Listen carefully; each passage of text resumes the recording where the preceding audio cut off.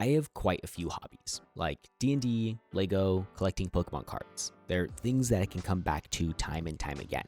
But sometimes those hobbies aren't just hobbies. Sometimes they just hit a little bit different.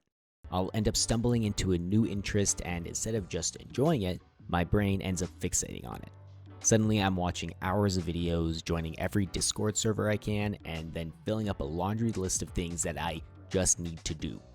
And that tiny curiosity ends up turning into some sort of multi-week or multi-month long deep dive into every single detail, leaving a trail of tools, software, and projects after my inevitable burnout, or what's more likely, after finding something else that piques my interest instead. But sometimes even those hyperfixations end up sticking. It doesn't happen often, but when it does, there's nothing more that I want to do than to tell people about it. I've pretty much told everyone I know already, so this is the next best place. And I'm going to tell you all about mechanical keyboards. It all started with a video titled Why Mechanical Keyboards by Types, which I definitely recommend watching. I clicked on it thinking I'd just watch a quick video while I end up eating my lunch, but I don't think I was even 3 minutes into the video before I started getting that itch. What stood out to me was when he made this point. If we think about it, a lot of us spend as much time, if not more, in front of a computer on a keyboard as we do on our smartphone or other everyday tech. So why shouldn't we invest in something that we use so often? And I thought to myself, I think he's right. Why don't I care more about something that I use literally every single day? I write essays for school, play games with friends, and am generally on my computer often. And then cut to me researching switch types, looking at keyboard layouts I only thought people more insane than me would ever use, and trying to figure out how the hell a soldering iron works. I still don't have one, I just know that I'll burn myself. And that's what this video is about. I'm not an expert. There's still so much about mechanical keyboards that I don't know. I fell into a rabbit hole, and I want to take you down with me. The first step that I took was to figure out what a mechanical keyboard actually is. Like, what makes it different from that keyboard that came with your pre-built Dell computer in 2006, or that $20 one that you bought from Amazon with those rainbow lights. Most cheap keyboards use something called a membrane.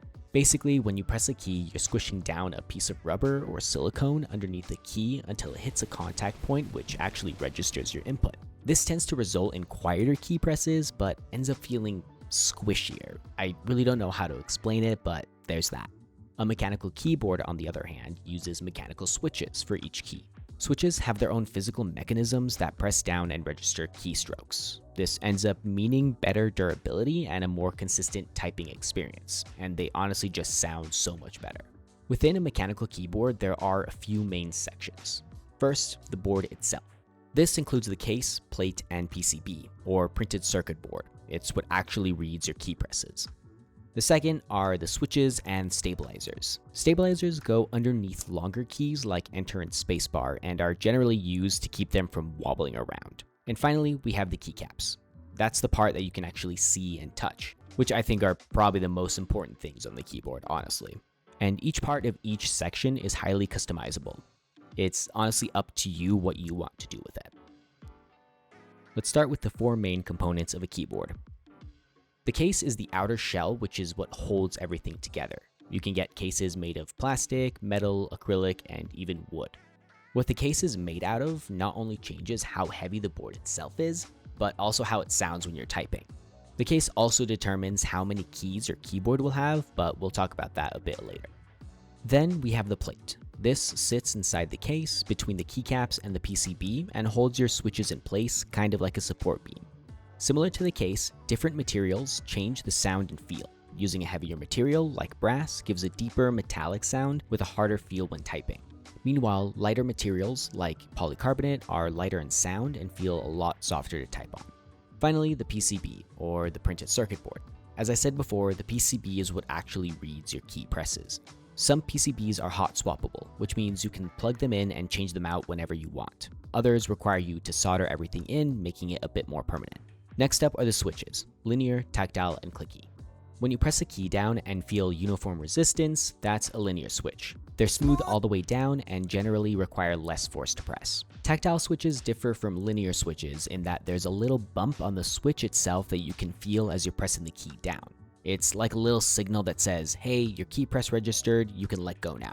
Pressing the key down usually requires more force, which can lead to typing fatigue just a bit faster. And then we've got the loud ones, clicky switches.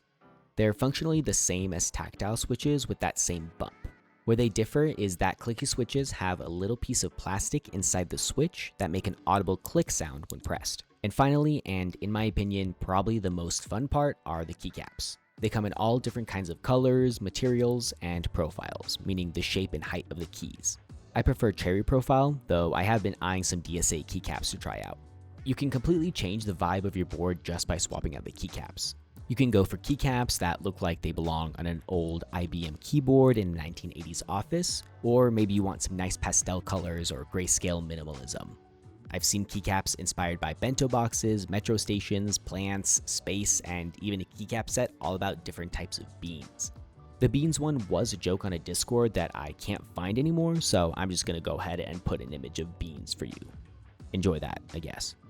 But that is what I love about the hobby. It's really not about having the best keyboard out there, it's honestly about having fun and making your keyboard. You get to tweak every part to match your style, sound preferences, and even your weird bean-themed aesthetic. So I ended up building my first board, and then I built another, and then a couple more, and then now I have just a small problem, and it's completely fine. But instead of dealing with the realities of my irresponsible financial decision, I'm just gonna go ahead and show you the ones that I built so far. Let's start with my first board. This is the Tofu 65 with linear switches and a very lovely keycap set titled GMK Redacted. This was my first build and the one that really ignited this passion. You might notice that it's a lot smaller than your standard keyboard. That's because it's a 65% keyboard. If you think of a full keyboard with a numpad and the F key row as a 100% keyboard, the Tofu 65 has 35% less keys. When I first built this board, I went in thinking, let's keep it simple, and functionally it is. Though my eagerness to jump into this hobby led me to cough up more than what I probably should have. And I remember stressing over every tiny decision before I realized I could just buy more. I don't use this board as much nowadays since I prefer the sound and feel of other boards, but it'll always hold a special place in my heart. Next up is the Bauer Light IRL Edition. This one is my only plastic keyboard, so it's super light and I accidentally move it around while typing all the time. It's also a 65% keyboard and has linear switches inside as well as one of my favorite keycap sets, GMK Botanical. And a quick side note, you might notice that the names of these keycaps both start with GMK. GMK is a keycap manufacturer that's known for its well-made keycaps and annoyingly high price tag. It's one of the most popular manufacturers, so you'll end up seeing them come up a lot. The Bauer Light IRL Edition is a really interesting board for two reasons. First, you can only purchase them in person when Omnitype, the manufacturers of the board, attend events. And second, I actually got it for free. Omnitype also hides a few around the area they're at and posts clues to find them. When they posted the first clue, I knew exactly where it'd be, and I rushed to find it. After a frantic 10 minutes of searching, I was the proud owner of a free keyboard case. Number 3 on the list is the Saka 65. With tactile switches and GMK Minimal, its feel and look are super clean to me. And that gold accent on the badge and around the board is a really nice look that I absolutely love.